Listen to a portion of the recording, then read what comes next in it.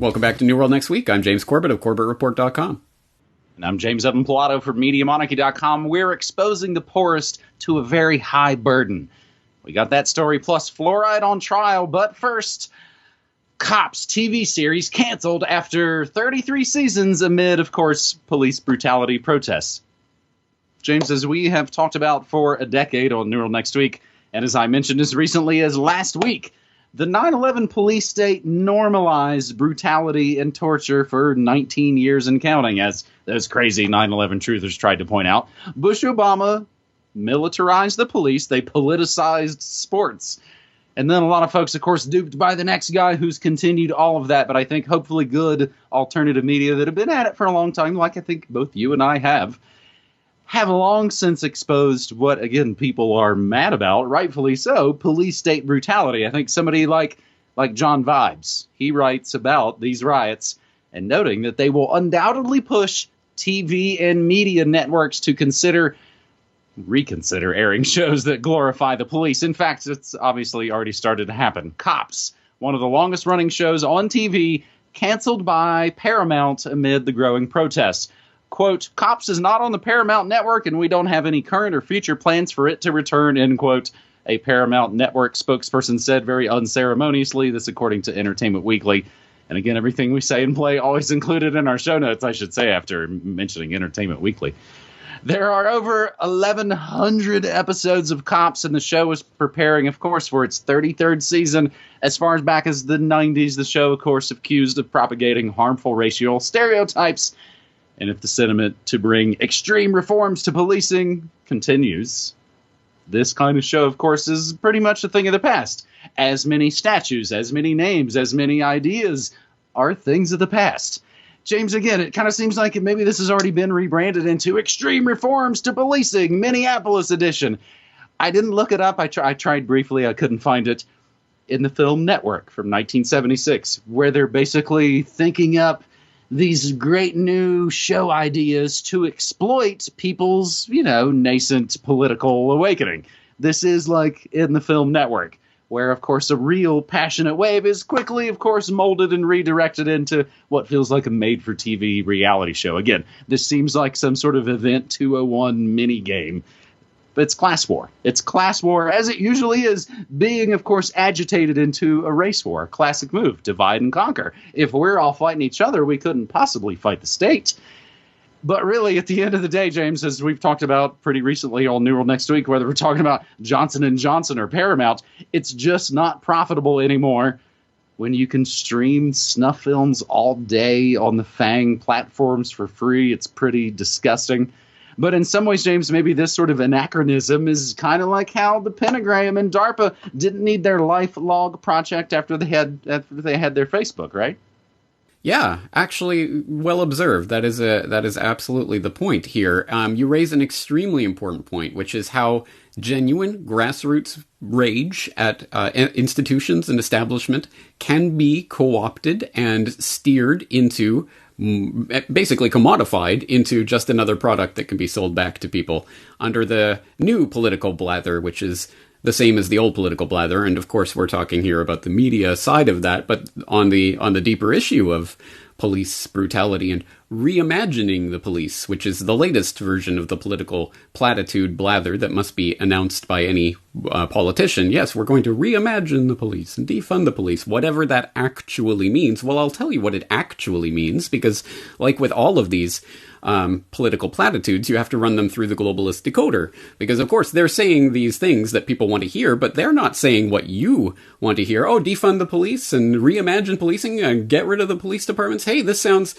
great. Yes, self-defense is a personal thing that we all have. We have that fundamental right, and we can delegate that to anyone we want, and the state should not have a monopoly on violence, so anyone should be able to provide defensive services and all of this, right? This is going to be a voluntarist paradise that we're walking into now, right? Of course not. No, when they say reimagine policing, there is actually a specific corporate/governmental context to that phrase, which has been bandied about for over a decade in the corporate world to mean a very specific thing, essentially the technocratic takeover of what we have thought of as policing. The policeman walking the beat, trying to keep the peace, is a horse and buggy concept from the previous century. That they don't need that anymore. Not in a world of facial recognition and CCTV, interlinked CCTV cameras and drones and surveillance bots and contact tracing and scanning all of your cell phone data in real time with their fake cell phone towers and all of that.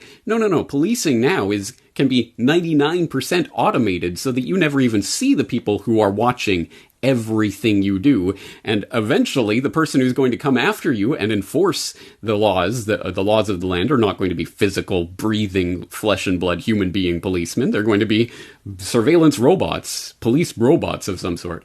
And they can't be racist. So problem solved, right, guys? Don't worry, there won't be any more police. There will just be the attack dogs of the police state. Yay! That is the real context of this whole reimagining of policing that's going on. It is not going to be what the people are clamoring for, unless, of course, people actually have a specific plan in mind for what they mean when they say defund police or reimagine policing. If there are not specific points that these protests actually hold the politicians to, then what hope will we have of stumbling away from instead of directly into the maws of that technocratic nightmare? But, Nancy Pelosi, she wore the, faux African garb and did the take a knee thing. James, again, in a lot of ways, you're very lucky to be over there. You're spared from just a lot of the just 24/7 nonsense going on over here in the USA, previously on the Purge election year.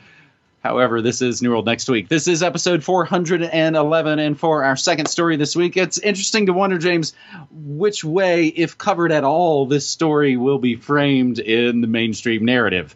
U.S.-Russia agree to hold nuclear talks this month. President Trump's envoy for arms control said the U.S. and Russia agreed to start nuclear arms control talks this month. China was also invited. And this, of course, comes from, as all your great news sources come from, an anonymous U.S. official who said the negotiations are going to start June 22nd. The last arms control treaty between the U.S. and Russia, the New START, which media nerds and geeks like myself would note that's almost an Arrested Development joke. The New START is set to expire in February 2021. Russia has offered to extend the treaty, but the U.S. insists on including China in the deal. The New START limits the number of nuclear warheads the signatories can have deployed, but China's nuclear arsenal, much smaller than the U.S., much smaller than Russia's, so it's unlikely that China will agree to enter the deal in the first place. If the treaty collapses, the U.S. will no longer be able to inspect Russia's nuclear forces. They can still pass go, collect $200. If the U.S. lets the New START lapse, as antiwar.com writes, it'll follow a pattern of the Trump administration withdrawing from arms control agreements. Then, James, before I throw it back to you, there's also, as I was kind of talking with folks in the chat earlier today, there's the whole other issue of all the recent kind of war games and movements in the Arctic in the meantime. The U.S., Russia, China, even Norway in that mix as well, James. Yes. In fact, you took the words right out of my mouth, because I was going to say there are some important developments that are happening on the geopolitical chessboard right now, but one of the ones that is probably flying under the radar of a lot of people are the developments happening in the next potential military flashpoint, the Arctic. Yes, there is actually some interesting developments taking place there that I've been keeping my eye on, so I am actually going to be writing about that specifically in the newsletter this weekend. But on the New START scrapping, which seems to be about to take place. Perhaps no surprise here, because it does, once again, place it in that corporatocracy framework. Why on earth would they be scrapping these arms controls treaties is to start a new arms race. And we know that, of course, that originally was picked up as a crusade by under the John F. Kennedy administration coming in. Oh, there's the missile gap. And once he got into office, he found actually, no, that was a bunch of garbage cooked up by the Rand Corporation. But anyway, we've spent bajillions of dollars, and that's all cooked into the books by this point, so there's nothing you can do about it. Well, let's get that gravy train flowing again. And in case anyone has any doubts as to the real agenda behind this. Just a couple of weeks ago, it was being reported that the U.S. arms control negotiator, Marshall Billingsley, was vowing to spend Russia and China into oblivion to win a nuclear arms race. So if that's the kind of rhetoric that you go into these talks for, I'm not hopeful that New START will be renewed, especially after the scrapping of INF and Open Skies and other treaties along these lines. So there is a pattern here, and it, once again, ka-ching, ka-ching, it is the military contractors who are going to win big from this. Absolutely. And again, it feels like, these scenarios, they feel like sci-fi that's been played out decades in advance. It evokes images of G.I. Joe in the snow and all that sort of stuff. And I think, as we've noted, again, the powers that shouldn't be are in it for the long con, and they have the long-term plans. They're doing the work on, it seems like, the Arctic now that will pay off, of course, in 10 to 20 years, just as the work they were doing 10 to 20 years ago on AFRICOM and, of course, militarizing and retaking over Africa. That's all paying off, of course, fantastically now. James, I think amid all of this, of course, when we talk about sort of geopolitics with their front men, I got to throw in extra right here before we move to our good news final story. Before that good news final story, Dems vote to renew USA Freedom Act, formerly known as the Patriot Act, giving Trump even more police powers. They are, if you didn't know, like Coke and Pepsi, they are bad for your health. And like a good radio transition, speaking of bad for your health, we actually got some good news, hopefully, about fluoride. Our final segment here on New World Next Week, episode 411, an historical case. The fluoride cover-up will soon be exposed. There is fantastic work being posted to thelastamericanvagabond.com, as well as, of course, fluoridealert.org. Courtroom battle could lead to limits on fluoridation of drinking water. An alliance of groups led by Food and Water Watch, a government accountability nonprofit that actually helped us successfully keep fluoride out of Portland water years back. They've sued the EPA to force it to limit or ban adding fluoride altogether. They contend that the chemical presents an unreasonable risk of causing neurological damage, especially to young children and babies in the womb. In opening statements in San Francisco this past Monday, June 8th, plaintiff's lawyer Michael Conant said, "At the time of their greatest vulnerability, we are exposing infants, often from the poorest, most disadvantaged communities, to a very high burden of fluoride," Conant said.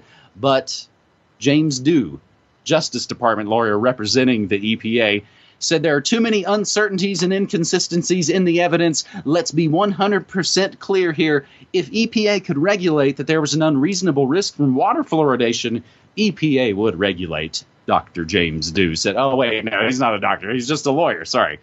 Fortunately, again, it's all in the show notes. As noted, of course, this all started back in the 40s in the U.S. 75% of Americans on public water systems are served fluoridated water. And James, as we're kind of looking at things down here, as I mentioned, we were, of course, in Portland, where they don't fluoridate the water. We moved to Santa Fe, where they do fluoridate the water, of course, meaning we have to spend more money to remove chemicals from our water. Interesting thing we learned, actually, this last week, James, they don't add fluoride in Albuquerque. Interesting that Portland and Albuquerque are both a little off the chain and maybe not so docile from the water. That may not mean it, of course, equates making great action socio-politically, but it's an interesting thought. So what's your case with fluoride in Japan? I don't recall asking you about it when we were there. In fact, there was a Questions for Corbett that I did about that way back in the day, so I'll direct people to that. I'll dig it up from the archives and put it in the show notes for this. But on the note of this trial that's happening specifically, I did talk about this back a couple of years ago when it was first starting to develop.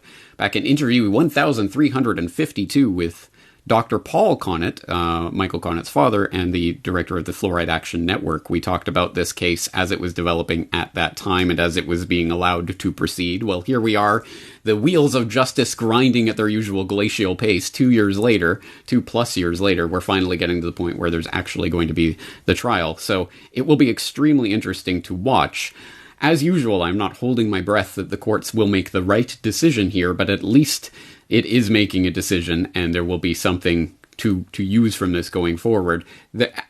Again, I hope people will read through the supplementary material and the articles that we're providing here, because the evidence is not just overwhelming, it becomes more and more overwhelming as time goes on, that adding fluoride to the water supply does have a negative effect on IQ, let alone various organs and the healthy functioning thereof. And as I say, there are more and more studies coming online that make it more and more difficult for the EPA or any other agency or branch of the corporatocracy to deny any longer. And just to tie a bow on the main theme for today's stories, the unifying theme, yes, this is a corporatocratic decision as well to fluoridate the water supply, as you noted, started in the 1940s as a convenient way to get rid of nuclear/industrial waste and turn that waste product into this wonderful thing we're going to put in the water supply to help your teeth. That's right, you drink sunscreen in order to protect your skin, and you drink fluoride in order to protect your teeth? Wait, what? No, don't think about it. Don't think about it for 2 seconds. It's good for you. Just take our waste and pay us money to put it in your water supply for you. Thank you very much. That is the swindle. I've talked about this at length before on the Corbett Report, so I hope people who are new to this and don't know about this will do some research before they dismiss it, as they undoubtedly always do, by saying, "Oh, it's like the Kubrick movie, whose name is going to escape me, Dr. Strangelove, right? And that crazy guy. Oh, they're poisoning the water supply with their fluoride. You're like that crazy guy in that movie I saw." As the programmed response that everyone makes whenever you raise the specter of maybe this industrial waste byproduct being pumped into the water supply isn't actually there to help you. And look, here's dozens and dozens and dozens and dozens of scientific studies showing that. Maybe we should have a little think about this rather than just going into our pre-programmed responses, right, James? I think all the programmed responses, in a lot of ways, they're malfunctioning now. They're not working anymore. I think, James, these kind of strange moments, especially these last few months, of trying to prep a show and just like, I don't know how to comment on any. It's all gone so completely off the rails in a lot of ways. Again, what I do seems it's anachronistic in some ways. But again, I think that just shows the amazing progress in maybe some not unmitigated ways. I think that the, whatever you want to call it, movement has done these last many, many years. They, I think, are Zoom streaming a lot of these hearings, because I saw that actually Derek Broze was pretty much live tweeting the updates from this earlier this week, unless he was actually over there in San Francisco, which I don't doubt, because Derek Broze seems to be all over the place. A little bit of good news. Looks like his arrest from the previous week has been dismissed in Houston. So, James, as we wrap up this New World Next Week, episode 411, just want to put out the call to support Derek Broze, to support our buddy Ryan at The Last American Vagabond. Again, there's no formal, corporation that we all form together. We're just dudes that have been doing this for a long time, and we can start to realize who does good work, who we trust, who we like, who we think puts out believable good work in just a storm of insanity. And I think we've got the track record to show a lot of that. Ryan of The Last American Vagabond also seems to be under some kind of DDoS attack, possibly. So again, needs that extra help. And we all need your help. You might note in any of those shows I've just mentioned, you have never heard any sort of advertisement or snake oil pitch, because we're 100% listener supported. I do it the same way, James. I do radio Monday through Friday, 9 to 5 Mountain Time at MediaMonarchy.com/listen. It is there for folks to come take a free limited time look out. They can click through that Discord link and go through to the chat stream and hang out and come check us out. And again, it's been fantastic getting long-time New World Next Week people to go, oh man, it was about time I came and checked out your show.